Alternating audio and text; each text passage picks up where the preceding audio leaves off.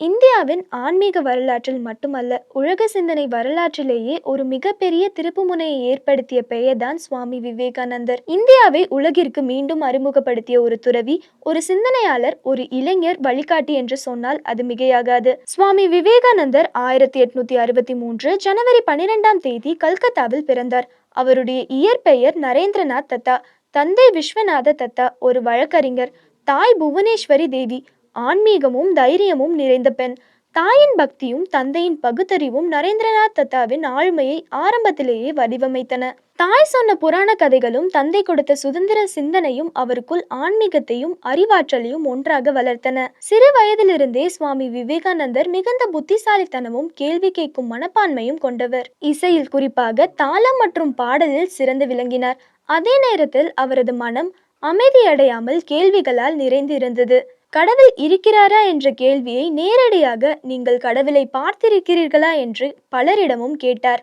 சடங்குகளால் திருப்தி அடையாத அந்த தேடல் தான் அவரை உண்மையான ஆன்மீக அனுபவத்தை நோக்கி இழுத்து சென்றது. இந்த தேடல் தான் அவரை ராமகிருஷ்ண பரமஹம்சரை நோக்கி அழைத்து சென்றது. ராமகிருஷ்ணரை சந்தித்தது சுவாமி விவேகானந்தர் வாழ்க்கையின் மிகப்பெரிய திருப்புமுனை. கடவுளை பார்த்திருக்கிறீர்களா என்ற கேள்விக்கு ஆம், நான் பார்த்திருக்கிறேன், நீ என்னை பார்க்கிற மாதிரி என்று ராமகிருஷ்ணர் சொன்ன பதில் அவரை ஆழமாக உலுக்கியது.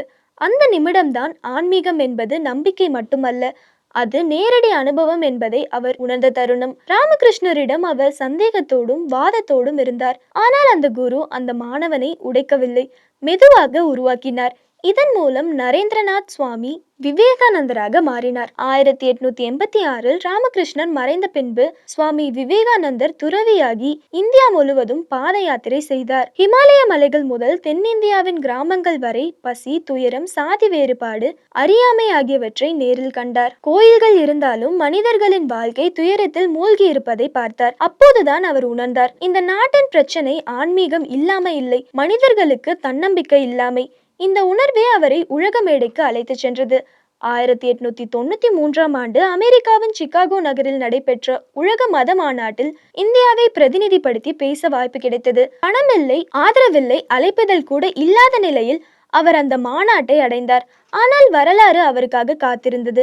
அந்த மேடையில் அவர் சொன்ன முதல் வார்த்தைகள் தான் வரலாற்றை மாற்றியது. Sisters and brothers of America என்று அவர் பேசிய சில வினாடிகள் உலகின் கவனத்தை இந்தியா பக்கம் திருப்பியது. அந்த அரங்கம் பல நிமிடங்கள் கைத்தட்டலால் அதிர்ந்தது. அந்த ஒரே வரியில் அவர் மனிதர்களை மதம், நாடு, மொழி இல்லாமல் ஒன்றாக இணைத்தார். அந்த உரையில் அவர் இந்து மதத்தை மட்டுமல்ல, இந்தியா சிந்தனையின் அடிப்படையான சகிப்புத்தன்மை, மனித ஒற்றுமை, உலக சகோதரத்துவம் ஆகியவற்றை உலகுக்கு எடுத்துச் சொன்னார். மதத்தின் பெயரில் நடந்த வன்முறைகள் மனித குலத்தை எவ்வளவு பாதித்துள்ளன என்பதை அவர் துணிச்சலாக சொன்னார். எல்லா மதங்களும் ஒரே உண்மையை நோக்கி செல்லும் வெவ்வேறு பாதைகள் தான் என்ற அவரது கருத்து உலக சிந்தனையில் ஒரு புதிய வெளிச்சத்தை ஏற்படுத்தியது. அந்த உரைக்கு பின் சுவாமி விவேகானந்தர் ஒரு உலகளாவிய சிந்தனையாளராக மாறினார். அமெரிக்கா, இங்கிலாந்து உள்ளிட்ட பல நாடுகளில் அவர் சொற்பொழிவுகள் நிகழ்த்தினார். வேதாந்தம் என்பது மதம் அல்ல, அது வாழ்க்கையை வாழும் ஒரு வழி என்று அவர் விளக்கினார்.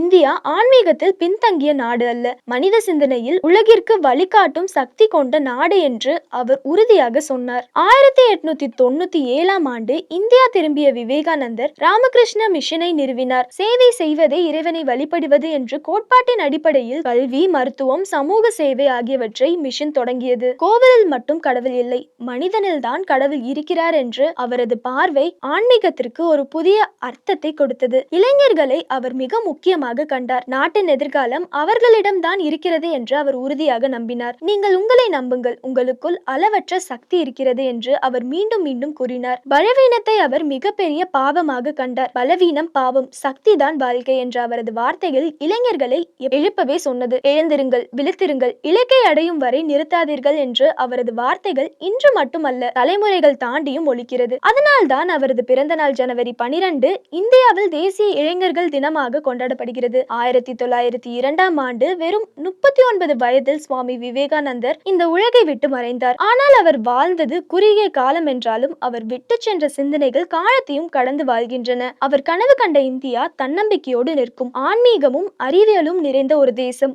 சுவாமி விவேகானந்தர் ஒரு துறவி மட்டுமல்ல, அவர் ஒரு எழுச்சி, ஒரு சிந்தனை, ஒரு தேசத்தின் மறுபிறவி. இன்று நாம் தன்னம்பிக்கை, மனிதநேயம், தேசிய பெருமை பற்றி பேசும்போது அந்த சிந்தனைகளின் அடிப்படையில் எங்கோ சுவாமி விவேகானந்தரின் குரல் இன்னும் ஒழித்து கொண்டே இருக்கிறது. இந்த மகத்தான மனிதரை பற்றி நீங்க என்ன நினைக்கிறீங்கன்னு கமெண்ட்ல சொல்லுங்க. லைக் பண்ணுங்க, ஷேர் பண்ணுங்க, மறக்காம சப்ஸ்கிரைப் பண்ணிக்கோங்க.